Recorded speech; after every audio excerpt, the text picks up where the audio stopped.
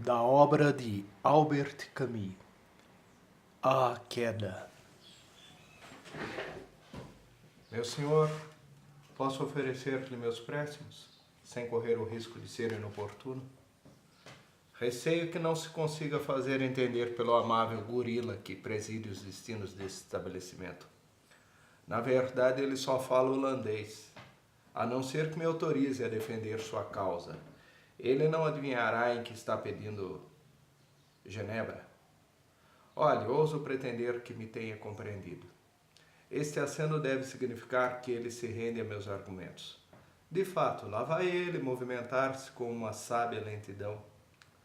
O senhor está com sorte. Ele nem resmungou. Quando se recusa a servir alguém, basta-lhe um grunhido. Ninguém insiste. Poder ser senhor de seu próprio estado de espírito é privilégio dos grandes animais.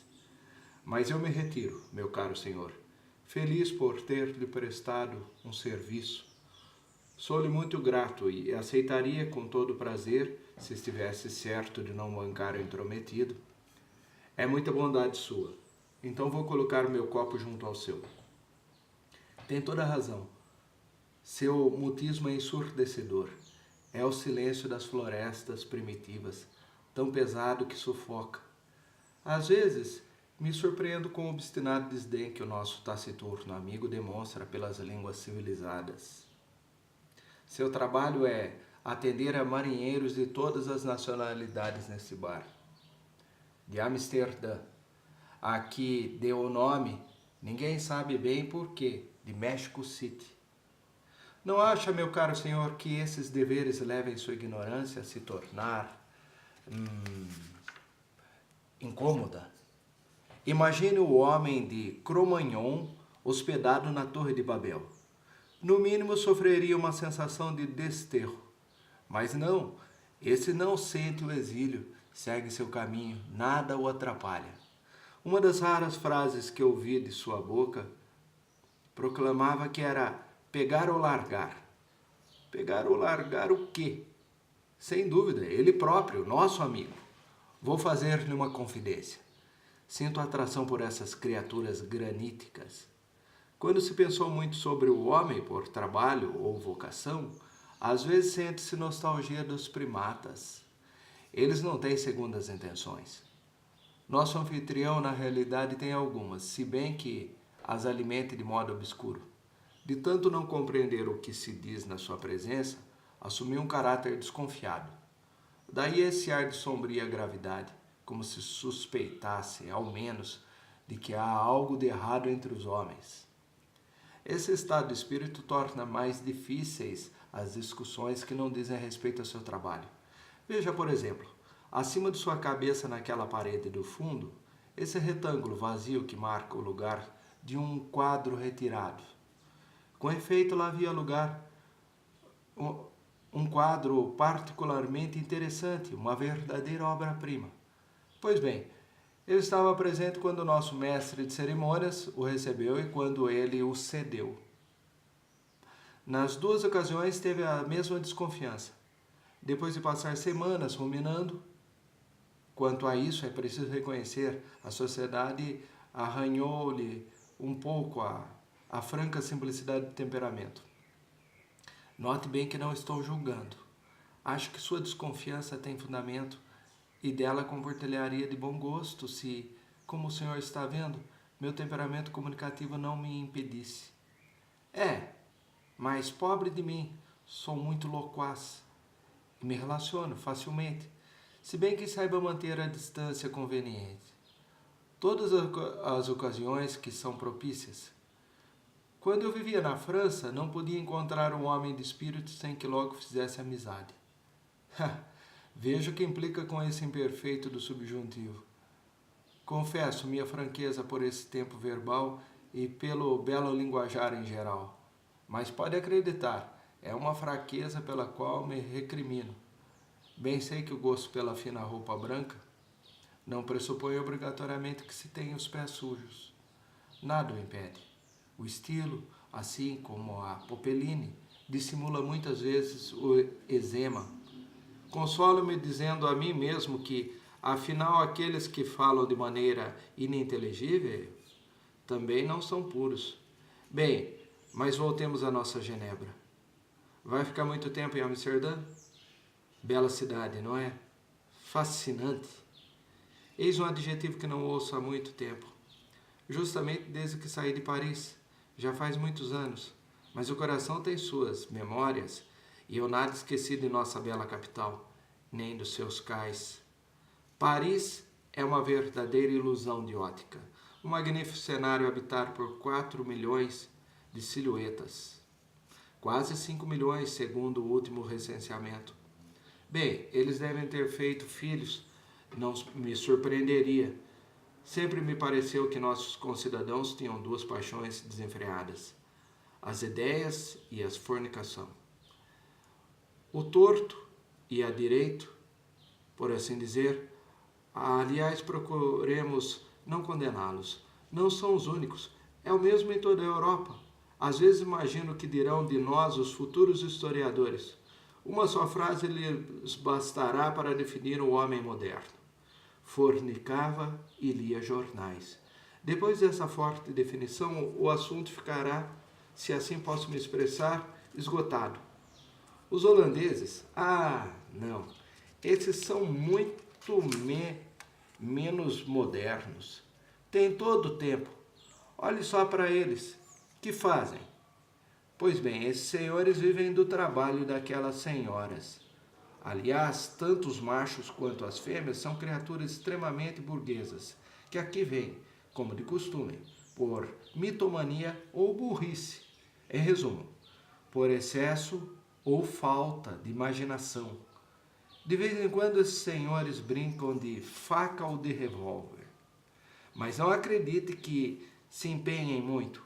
O papel o exige, nada mais. E eles morrem de medo ao disparar os últimos cartuchos. Dito isso, acho que são mais morais do que os outros, os que matam em família, pelo desgaste. Nunca observou, caro senhor, que nossa sociedade se organizou para esse tipo de liquidação? Naturalmente, deve ter ouvido falar dos minúsculos peixes dos rios brasileiros que se atiram aos milhares sobre o nadador imprudente e limpam-no em alguns instantes, com pequenas mordidas rápidas, deixando apenas um esqueleto imaculado. Pois bem, é esta a organização deles. Quer ter uma vida limpa, como todo mundo? É claro que a resposta é sim. Como dizer não? Está bem, pois vai se arruinar. Pegue aí um emprego, uma família, férias organizadas, e os pequenos dentes cravam-se na carne até os ossos. Mas estou sendo injusto? Não se deve dizer que a organização é deles. Ela é nossa, afinal de contas. É o caso de saber quem vai arruinar o outro. Finalmente trazem a nossa Genebra, a sua prosperidade. Sim, o gorila abriu a boca para chamar-me de doutor. Nessa terra todo mundo é doutor ou professor. Gostam de mostrar-se respeitosos por bondade e por modéstia. Entre eles, pelo menos, a maldade não é uma instituição nacional. Além disso, não sou médico. Se quer mesmo saber, eu era advogado antes de vir para cá. Agora sou juiz penitente. Mas permita que me apresente. Jean-Baptiste Clamence, seu criado. É um prazer conhecê-lo. Sem dúvida, deve ser homem de negócios, não é? Mais ou menos. Excelente resposta. E também judiciosa. Estamos apenas mais ou menos em todas as coisas. Vejamos, deixe-me bancar o detetive. Tem mais ou menos a minha idade. O olhar esclarecido dos quarentões que já fizeram de tudo um pouco. Está mais ou menos bem vestido, quer dizer, com as pessoas se trajam em nosso país, e tem as mãos finas, portanto, mais ou menos um burguês. Mais um burguês requintado. Implicar com imperfeitos do subjuntivo, na realidade, prova duas vezes a sua cultura. Em primeiro lugar, porque os reconhece, e porque, a seguir, eles o irritam. Enfim, eu advirto. O que sem vaidade de minha parte pressupõe no senhor uma certa abertura de espírito. O senhor é, portanto, mais ou menos Mas, que importa? As profissões que interessam menos do que as seitas. Permita-me que lhe faça 2 perguntas, e só me responda se não as julgarem indiscretas. O senhor possui bens? Alguns. Bom. Repartiu-os com os pobres? Não. É, portanto, o que eu chamo um saduceu. Se não tem familiaridade com as escrituras, reconheço que não lhe adiantará muito. Adianta? Ah, então conhece as escrituras. Decididamente o senhor me interessa. Quanto a mim, bem, julgue por si mesmo. Pela estatura, pelos ombros e por esse rosto que tantas vezes me disseram ser feroz, eu teria o aspecto de um jogador de rugby, que outra coisa não é. Mas a julgar pela conversa é preciso conceder-me um pouco de refinamento. O camelo que forneceu a pele do meu sobretudo sofria, sem dúvida, de sarna. Em compensação, tenho as unhas tratadas. Também sou esclarecido e, no entanto, estou me abrindo ao Senhor sem precauções, baseado unicamente na sua aparência. Enfim, apesar das minhas boas maneiras e de meu belo linguajar, sou um frequentador assíduo dos bares de marinheiros do Zedich. Mas chega, não procure mais. Meu trabalho é duplo. Eis tudo. Como a criatura. Já lhe disse, sou juiz penitente. A única coisa simples no meu caso é que nada tenho. Sim, fui rico. Não, nada reparti com os outros. O que prova isso? Que eu também não era um saduceu. Ah, está ouvindo as sereias do porto? Essa noite vai haver neblina sobre o Zuiderzee. Já vai embora? Desculpe-me se talvez o atrasei. Se me permite, não pagará nada. Está em minha casa no México City e tive imenso prazer em recebê-lo. Amanhã certamente estarei aqui, como nas outras noites, e aceitarei muito grato o seu convite. Seu caminho, bem, mas se não há inconveniente, não seria mais simples eu acompanhá-lo até o porto? De lá, contornando o bairro judeu, encontrará as belas avenidas, onde desfilam os bondes carregados de flores e de músicas tonitruantes. Seu hotel fica numa delas, o Dunrack. Tenha bondade primeiro, senhor. Quanto a mim, moro no bairro judeu, ou no que era assim chamado até o momento em que nossos irmãos hitlerianos abriram espaço. E que limpeza! 75.000 judeus deportados ou assassinados. É a limpeza pelo vácuo. Admiro essa aplicação, essa paciência metódica. Quando não se tem caráter, é preciso mesmo valer-se de um método. Nesse caso, ele fez milagres, sem dúvida alguma. E eu moro no local de um dos maiores crimes da história. Talvez seja isso que me ajude a compreender o gorila e sua desconfiança. Posso lutar assim contra essa tendência de temperamento que me inclina de modo irresistível à simpatia. Quando vejo uma cara nova, alguém dentro de mim, lá dá o alarme. Devagar, perigo. Mesmo quando a simpatia é muito forte, fico prevenido. Sabe que na minha pequena aldeia, durante uma ação de represália, um oficial alemão pediu delicadamente a uma velhinha para fazer a gentileza de escolher entre seus 2 filhos o que seria fuzilado como refém? Escolher. Já imaginou? Aquele. Não, este aqui. E vê-lo partir? Não insistimos nisso. Mas creia-me, caro senhor, todas as surpresas são possíveis. Conheci um coração puro que recusava a desconfiança. Era pacifista, libertário, amava com um único amor abrangente toda a humanidade e os animais. Sim, uma alma de elite, com toda certeza. Pois bem, durante as últimas guerras religiosas na Europa, retirou-se para o campo. Escreveu na entrada de casa: de onde quer que venha, entre e seja bem-vindo. Quem, segundo o senhor, respondeu a esse belo convite? Os milicianos, que entraram como se a casa fosse deles e o estriparam. Ah, perdão, senhora. Aliás, ela nada compreendeu. Toda essa gente, hein? E apesar da chuva que não para há dias, felizmente existe a Genebra, a única claridade nessas trevas. O senhor sente a luz dourada, metálica, que ela lhes instila? Gosto de caminhar pela cidade à noite, ao calor da genebra. Caminho noites inteiras e sonho, ou falo sozinho interminavelmente, como nessa noite, sim, e receio atordoá-lo um pouco. Obrigado, o senhor é muito gentil, mas é um transbordar. Basta eu abrir a boca para as frases extravasarem. Aliás, esse país me inspira.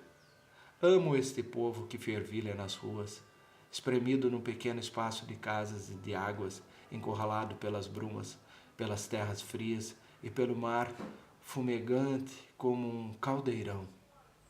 Eu o amo porque ele é duplo, está aqui e em outro lugar qualquer, mas sim, pelo ruído de seus passos largos sobre o pavimento gorduroso, vendo-os passar pesadamente entre as suas lojas, cheias de arenques dourados, de joias cor de folhas mortas. Acredita sem dúvida que estão aí nesta noite? O senhor é como todo mundo. Toma essa boa gente por uma tribo de síndicos, de mercadores, contando seus florins ao mesmo tempo em que contam suas possibilidades de vida eterna, e cujo único lirismo consiste em ter lições de anatomia, às vezes cobertos de grandes chapéus. O senhor se engana. É bem verdade que caminham junto de nós. No entanto, veja onde se encontram suas cabeças.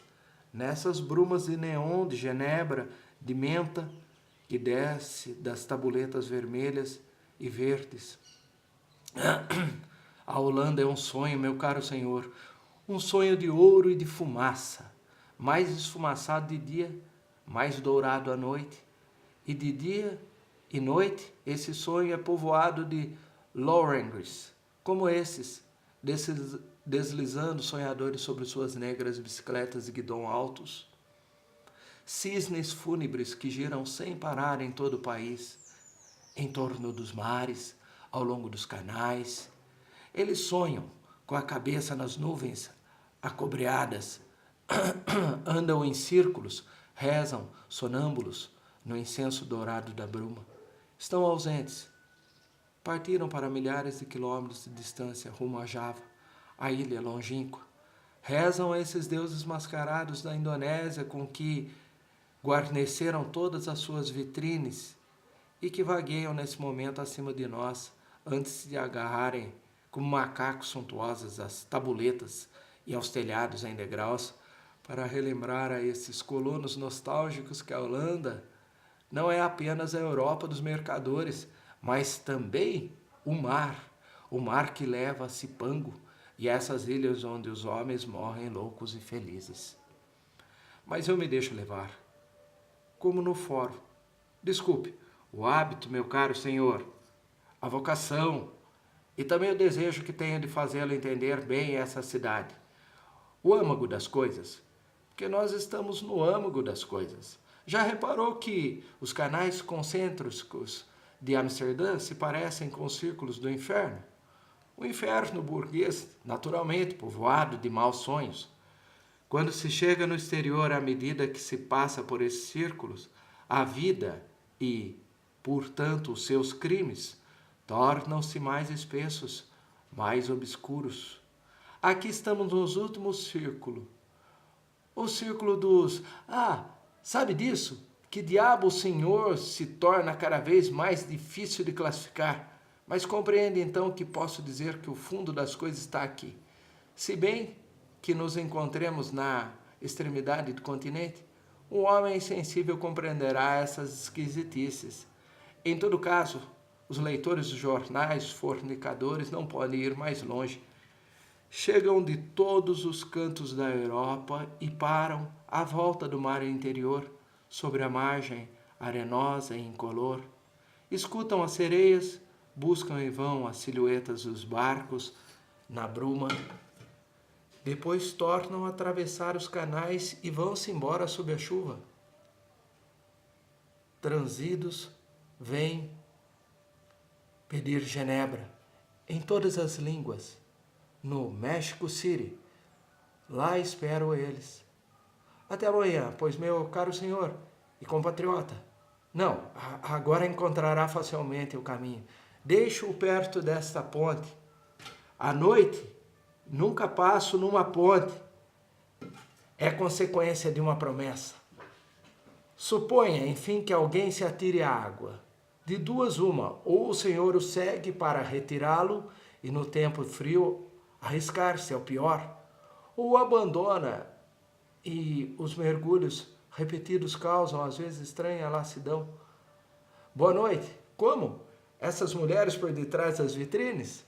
O sonho, meu caro senhor, sonho a baixo custo, a viagem às Índias. Essas pessoas perfumando-se com especiarias. Entra-se, elas fecham as cortinas e a navegação começa. Os deuses descem sobre os corpos nus e as ilhas vão à deriva, dementes, encimadas por uma cabeleira desgrenhada de palmeiras ao vento. Experimente, experimente.